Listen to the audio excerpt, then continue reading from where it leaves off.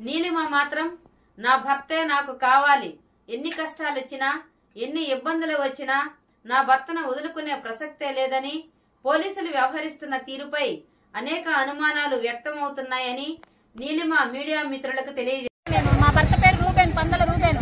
మాకు పెళ్లి 2012లో అయింది. నన్ను ఇష్టపడి మా ఇంటికి వచ్చి వెళ్ళిపోదామంటే నేను వెళ్ళలేదు. మా ఇల్లు దాటి నేను రాను, మా తల్లిదండ్రులు ఒప్పుకుంటే చేసుకుంటాను. మా ఇంటికి వచ్చి మా నాన్న వాళ్ళు నొప్పించాడు, నన్ను పెళ్లి చేసుకున్నాడు. నాకు బాబు పుట్టాడు, 2013లో పుట్టాడు. బాబు పుట్టాక మళ్ళీ వచ్చి నన్ను వాళ్ళందరూ, వాళ్ళ నాన్న, వాళ్ళ అక్క, వాళ్ళ అమ్మ వచ్చి నన్ను తీసుకెళ్లారు ఆ ఊరికి. వాళ్ళు ధర్మవరం తీసుకెళ్ళిన తర్వాత బాబుని నన్ను కొన్ని రోజులు బాగానే చూశాడు. తర్వాత మళ్ళీ ఆయనకి ఆడవాళ్ళతో ఫోన్లు మాట్లాడాలు, పని చేయకుండా, అన్నం పెట్టకుండా, బిడ్డలు పస్తున్నారు, నేను పస్తుంటానే చదువుకుంటున్నా అక్కడ ఉండి కూడా. ఆయన పరిస్థితి నాకు అర్థమైంది. అబ్బాయి పని చేయడు, అన్నం పెట్టలేడు, అబ్బాయి బాగా చూసుకోడు, భార్య బిడ్డలు పట్టించుకోడు అని అర్థమయ్యి అక్కడే ఉంటా. నాకు ఇష్టం వచ్చిన పుస్తకాలు చదువుకుంటా ఉండేదాన్ని నా ఇంట్లో కూర్చొని. ఎక్కడికి వెళ్ళొచ్చాను అడిగితే కొట్టేవాడు. ఇలా ఉంటుంటే ఒకసారి మళ్ళీ ఎక్కడికి వెళ్తున్నాడు, నేను అడిగా ఎక్కడికి వెళ్తున్నావు చెప్పకపోతే తెలిసింది నాకేంటంటే భాగ్యమ్మ పెళ్లి చూపులు తీసుకెళ్తుంది. నా భర్త వాళ్ళ అక్క భాగ్యమ్మ పెళ్లి చూపులు తీసుకెళ్తుంది కారులో. నేను అడిగా ఎక్కడికి వెళ్తున్నారు, పెళ్లి చూపులు ఏంది, ఎవరికంటే అంటే వాళ్ళందరూ వచ్చారు. అవును చేస్తాం, మా ఇష్టం, నువ్వు ఎవరివి అని చెప్పి కొట్టారు. కొట్టి బాయిలో వేసేసారు. బాయిలో వేసేసిన తర్వాత ఊరోళ్ళు ఉంటారు కదా, తీశారు నన్ను బాయిలోంచి తీసి మళ్ళీ తీసిన వెంటనే వాళ్ళకు మీద పడి కొట్టింది. వాళ్ళ అన్న ఆనంద్ బాయిలోంచి తీసిన వెంటనే పైన పడి కాలుతో దన్నాడు. అవన్నీ గాయాలతో నేను కావాలి ఏరియా హాస్పిటల్ అడ్మిట్ అయినప్పుడు అటెంప్ట్ మర్డర్ కేసు అయితే తర్వాత 2017లో వాళ్ళ అమ్మ హెప్సిబా గారు చనిపోయారు.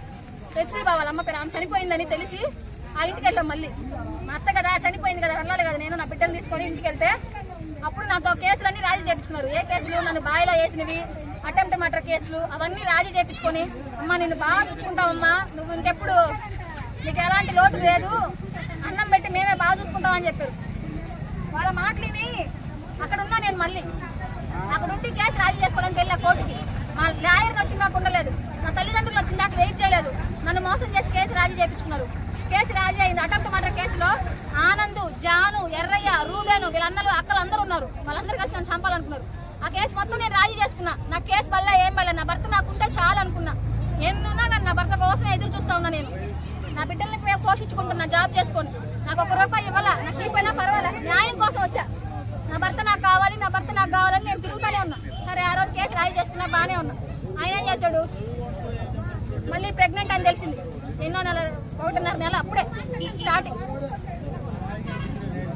నాకు తెలిసి మళ్ళీ మా ప్రెగ్నెంట్ అని తెలిసి వాళ్ళ అక్క ఏం చేసిందంటే పంపించింది నా మీదకి. అరే ఆ పిల్ల కడుపు పెట్టానో తీపిచ్చాయిరా, ఈరోజు కడుపు తీపిస్తావా లేదంటే ఏం చేస్తావు చెయ్యి అని చెప్పి ఇద్దరు అడిగాడు. వచ్చి పైన పడి కొట్టడం స్టార్ట్ చేశారు.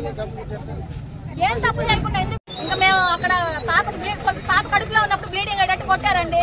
పాప కడుపులో ఉండి బ్లీడింగ్ అయిపోతుంటే హాస్పిటల్కి కూడా తీసుకోవాలి. వాళ్ళ అక్క ఇంకా పైన పడి కొడుతుంది. మా నాన్నలకు ఫోన్ చేస్తే వచ్చారు. మా అక్క కూడా వాళ్ళ అన్న భార్య అనమాట. ఆమె ఫోన్ చేస్తే మా నాన్నలు వచ్చి నన్ను తీసుకుపోయి హాస్పిటల్ అడ్మిట్ చేశారు. హాస్పిటల్ కావాలి, హాస్పిటల్లో లతారెడ్డి హాస్పిటల్ అడ్మిట్ చేసినప్పుడు పిండం బాగానే ఉందమ్మా, ఏం కాలేదని చెప్పినప్పుడు గోల్డ్ తీసుకురా పాప, చిన్న పాప ఇందాక ఉంది కదా మీరు చూసారు కదా, పాప పుట్టింది. ఆ తర్వాత పాప పుట్టినాక ఆయన రాల, ఏంటి కొట్టాడు కదా, బ్లీడింగ్ అయ్యేటట్టు కొట్టాడు కదా, ఆయన అయితే రాల పాప పుట్టినప్పుడు. తర్వాత మళ్ళీ వచ్చాడు, పాపకి 3వ సంవత్సరం వచ్చినప్పుడు వచ్చాడు. నేను మిమ్మల్ని బాగా చూసుకుంటాను. ఎక్కడికి వచ్చాడు, మా ఆఫీస్ దగ్గరికి వచ్చాడు. మా ఇంటికి వచ్చే ధైర్యం సరిపోలేదు ఆయనకి. మా ఆఫీస్ దగ్గరికి వచ్చి నా కాళ్ళు పట్టుకుంటా ఇంకా నేను మీ ఇంటికి వస్తాను, మీ ఇంట్లోనే ఉంటా, ఎక్కడికి పోను, నన్ను తీసుకెళ్ళు, కేసులన్నీ తీసేసావు నా కోసము, మళ్ళీ నేనే మోసం చేసి వెళ్ళిపోయాను, నన్ను క్షమించు, ఇంకెప్పుడు అట్లాంటి తప్పులు చేయను, ఆడవాళ్ళతో మాట్లాడను, వ్యభిచారం చేయను, ఎవరి దగ్గర పోను అని చెప్పి నా దగ్గర కాళ్ళు పట్టుకొని ఒప్పుకుంటే నేను రానిచ్చా. మళ్ళీ అప్పుడు ఎంసీ కేసు ఉండింది. ఎంసీ కేసు కూడా తీసేసా కావలకోటలో నుంచి. తీసేసి నా భర్తను నేను తీసుకెళ్ళా.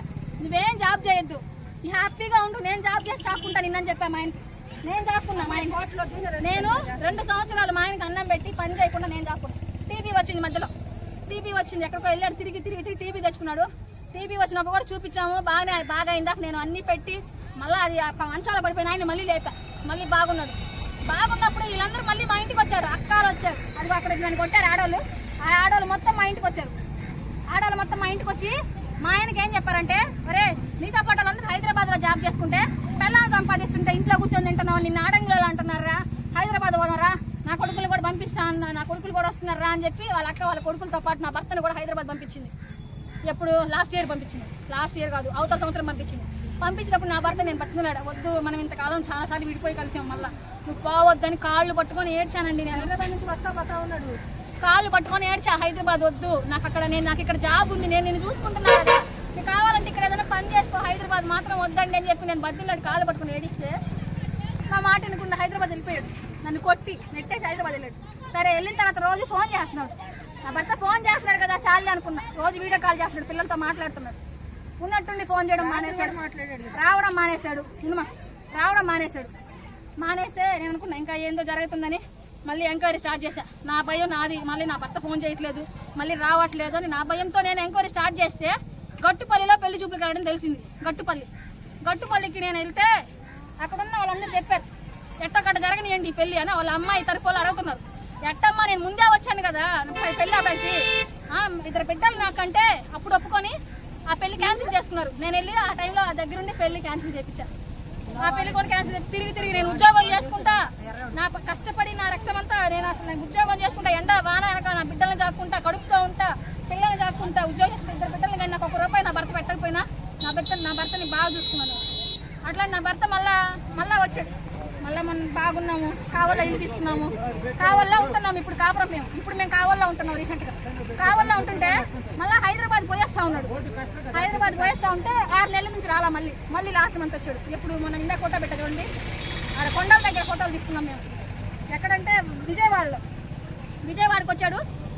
అబ్బాయికి ఫోన్ ఇట్లా దీనిలో ఫోటోలు తీశాడు. మా అబ్బాయి కొత్త ఫోన్ ఇచ్చాడు, విజయవాడకి వచ్చాడు, అబ్బాయి కొత్త ఫోన్ తీసి ఇచ్చాడు. నాకు కొంచెం అమౌంట్ కట్టాల్సింటే ఒక 10,000 కట్టాడు, నేను ఒక 20,000, ఇద్దరం కలిసి నా జాబ్లో కొంచెం అవసరమైన కొన్ని ఇబ్బందులు ఉంటే కట్టడానికి ఆయన కొంచెం నేను కొంచెం వేసుకొని 30,000 కట్టుకున్నాం. కట్టిన తర్వాత మళ్ళీ విజయవాడ నుంచి కావలికి నాకు ఒక ట్రైన్ ఉంది 6 గంటలకి, ఆయనకి హైదరాబాద్కి 5 గంటలకు ఒక ట్రైన్ ఉందని చెప్పాడు. నన్ను కావాలి ట్రైన్ ఎక్కమన్నాడు, ఆయన హైదరాబాద్ ట్రైన్ ఎక్కి మళ్ళీ వెళ్ళాడు. మళ్ళీ డైలీ ఇవ్వండి మా ఆయన నాకు చేసి రోజు వీడియో కాల్ చేసి మాట్లాడతాడు. ఇంత చెడి ఫోన్కి పిల్లలతో రోజు వీడియో కాల్ మాట్లాడతాడు, ఇంగ్లీష్ నేర్పిస్తూ ఉంటాడు, పిల్లల్ని ఇంగ్లీష్ నేర్చుకోమని చెప్పాడు. మాకు తెలియకుండా ఇది జరిగింది, మాతో బాగుంటానే మోసం చేశాడు. ఇప్పుడు నేను అడిగా, నువ్వు వచ్చేయచ్చు కదా, మనం బాగానే ఉన్నాం, ఎందుకు అక్కడ తిరుగుతావు, నీ డబ్బులు ఎట్టా, నువ్వు ఏం చేస్తావు తెలియదు, అక్కడ ఆరోగ్యం బాగలేదు అంటున్నావు, నీకేమన్నా అయితే ఎవరు చూస్తారు. డ్యూటీకి వెళ్ళిపోయా, కోర్టులో బెంచ్లో ఉన్నానండి. నేను కోర్టులో బెంచ్లో ఉంటే పిలిచారు నన్ను, ఫోన్ వస్తుందని. నేను కోర్టులో ఉంటే ఎవరు ఫోన్లు ఎత్తను. రాత్రి మా అమ్మకి బాగలేదు కాబట్టి ఆమెకేమన్నా మళ్ళీ సీరియస్ అయిందా అని తెలుసుకోవడానికి నా ఫోన్ దగ్గర తీసుకొని దిగి ఫోన్ మాట్లాడా, ఏది మా ఎట్టుంది, మళ్ళీ ఏమైనా బాగలేదు అడగదామని ఫోన్ తీసుకుంటే మీ ఆయనకి పెళ్లి అంట పలానా కందుకూరులో జరుగుతుంది, కానీ ఎక్కడ జరుగుతుంది ఏరియా మాకు తెలియదు అని చెప్పారు. వెంటనే కోర్టులో సెలవు పెట్టేసి వచ్చేసాను. నేను ఇంటికి వచ్చి స్కూల్లో ఎగ్జామ్ రాస్తున్న పిల్లల్ని తీసుకొని, నా బిడ్డలను చూసన్నా ఈ పెళ్లి చేసుకుని ఆగిపోద్దామని చెప్పి పిల్లల్ని తీసుకొని బయటకు వచ్చాను. పిల్లల్ని తీసుకొని బయటకు వచ్చేసరికి ఎక్కడ పెళ్లి జరుగుతుందంటే పెళ్లి కొడుకు పేరు వచ్చి అబ్బాయి పేరు రూబేను, ఇక్కడ పెళ్లిలో వచ్చి ఆదర్శ్ అని పెట్టున్నాడు. మేము కనిపెట్టకుండా, మాకు కనిపెట్టడానికి లేదు, అబ్బాయి పేరు రూబేను, అక్కడేమో ఆదర్శ్ అని పెట్టాడు. వచ్చిన వాళ్ళందరూ ఇక్కడ ఆదర్శ్ శ్రీవాణి పెళ్లి, రూబేన్ పెళ్లి కాదు అని చెప్పి వెళ్ళిపోతున్నారు. మా వాళ్ళు మొత్తం నుంచి జరుగుతుంది. మేము తిరుగుతా ఉన్నాం కుక్కలాగా, కందుకూరు మొత్తం పామూరు రోడ్డు మొత్తం తిరిగి లాస్ట్కి ఇక్కడికి వచ్చాం. వచ్చేసరికి పెళ్లి అయిపోయింది అన్నారు. వాళ్ళందరూ ఉన్నారు, అందరూ కలిసి నన్ను చెత్త కొట్టారు. నన్ను ఎట్టబడితే అట్టు కొట్టారు. అడిగినందుకు నా భర్తను నాకు చూపండి అని మాత్రమే నేను అడుగుతున్నా. మాకు సమాధానం చెప్పి మాకేం న్యాయం చేస్తారో చేయమని చెప్పండి. నేను వాళ్ళని ఎవరిని ఏమనటం లేదు. వాళ్ళు నాకు ఎంత అన్యాయం చేసినా దాన్ని దేవుడికి వదిలేస్తున్నా. భగవంతుడు ఎప్పుడు ఎవరిని వదిలిపెట్టడు. ఎవరు చేసిన ప్లీజ్ సబ్స్క్రైబ్ రాహుల్ న్యూస్.